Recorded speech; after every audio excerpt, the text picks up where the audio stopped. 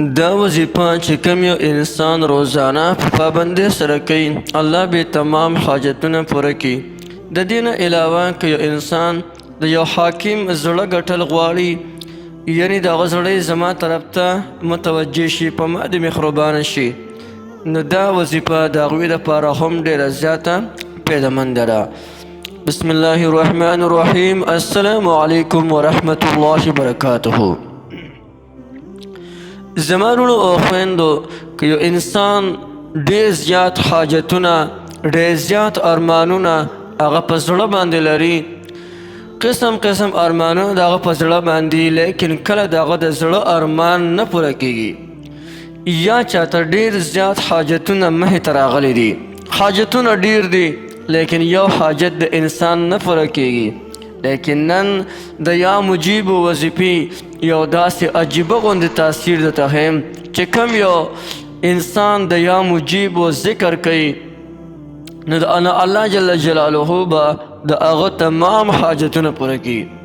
مجیب هغه دا د الله جل جلاله نوم دی، یعنی دعا قبلونکی ذات.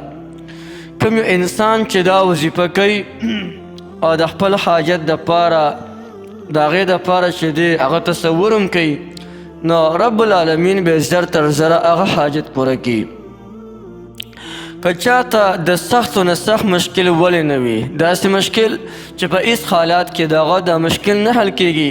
لیکن که هغه انسان د یا مجیب وظیفه کوي، نو الله جل جلاله به هغه د سخت نه سخت حاجت هم پوره کړي. راځئ د دې وظیفې کولو طریقه ډېره زیاته اسانه طریقه ده. که یو انسان وایي چې زما حاجتونه دي او هغه حاجتونه دي زر تر زره پوره شي، نو هغو له پکار دی چې په هر حالت کې د یا مجیبو ذکر کوي.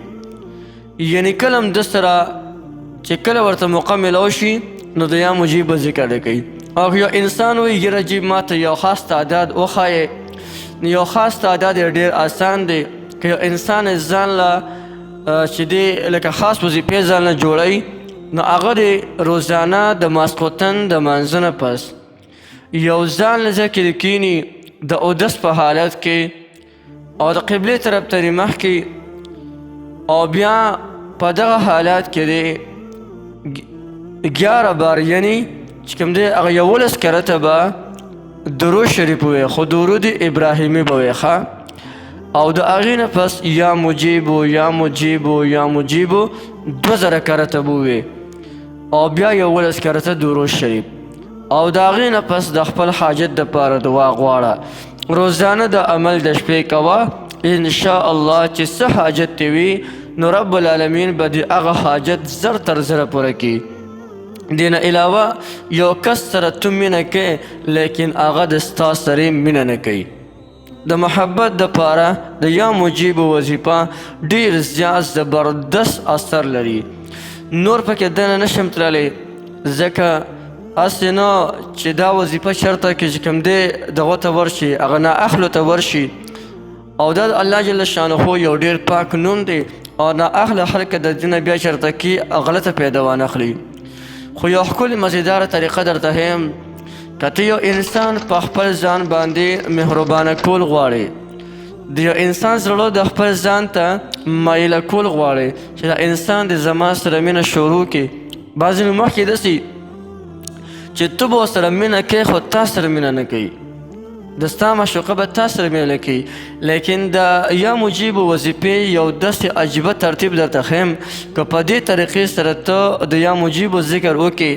نو هغه کس چې د هغه د ټول نه سخت زړه ولې نه وي، لیکن هغه به هم تا سره مینه شروع کړي. ډېر زبردست عمل دی. او بس باقي خبرې نه کوم، هسې نه چې دا ویډیو زما نه اوږده شي، او راځم دغه طریقه درته ښیمه. د ټولو اول که یو انسان وایي چې یو حاکم دی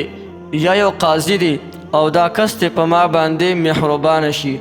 او زه چې کومه خبره کوم به زما د هر یو خبره مني، نو هغه دې داسې وکړي چې دغه حاکم یو تصویر دې راواخلي، او بیا هغه د خپل مخې ته کیږي او بیا یې د یا مجیبو ذکر کوي نو انشاءالله چې ډېر زر به الله جل جلاله حاجت پوره کړي، یعنې هغه باندې الله جل شانه مهربانه کړي. یا ته د چا سره مینه کې او هغه د ستا سره مینه نه کوي او ته وایې چې ډېرې زما په مینه کې مبتلا شي او د ده د ما سره مینه شروع شي، نو د هغه کس تصویر ته په څه نه څه طریقې سره پیدا کړه، خپلې مخې ته یږده او روزانه چې دغه تصویر پروت وي نو یا مجیبو ذکر کوه. او که تصویر پیدا کول ګران وي نو بیا داسې اندازې سره چې کله یا مجیبو ذکر کې نو په تصور کې د هغه تصویر راوله او دغه ځان سره په ذهن کې راوله چې یا الله زما زړه خو هغه ته مایله دی، خو د هغه زړه زما طرف ته مایله کړي او زما سره د هغه مینه او محبت پیدا کړي. نو دا ذکر په دغه طریقې سره روزانه کوي نو انشاءالله چې د څخه چې کوم دی هغه زړه دې ولې نه وي الله جل شانه خو به په تا باندې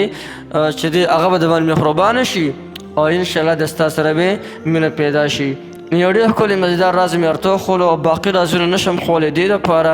هسې نه چې دا اسم مبارک چېرته کې هغه نه اخلو ته په لاس باندې ورنه شي. بس دومره فواید یې کافي وو او باقي چې تاسو دا څونه وظایف کوئ د دې تاسو ته مکمل اجازت دی، په غلطه چې کوم دی طریقې سره مه کوئ او په ښه نیت او په ښه طریقې سره کوئ نو تاسو ټولو ته د دې مکمل اجازه شته دی.